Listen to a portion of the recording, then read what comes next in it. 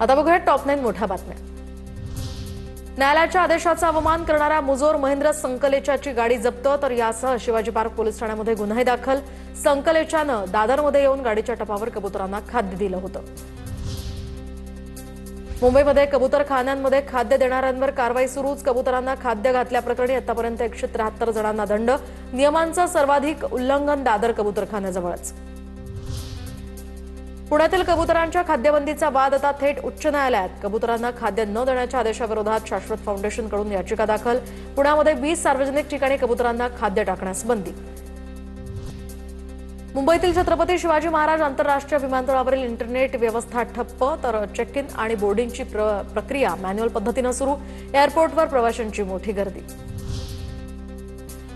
राज्यातील 5 ज्योतिर्लिंगांच्या विकास आराखड्यांच्या प्रभावी अंमलबजावणीसाठी सरकारचं महत्त्वाचं पाऊल। मुख्यमंत्री देवेंद्र फडणवीस यांच्या निर्देशांनुसार 5 सनदी अधिकाऱ्यांची नियुक्ती।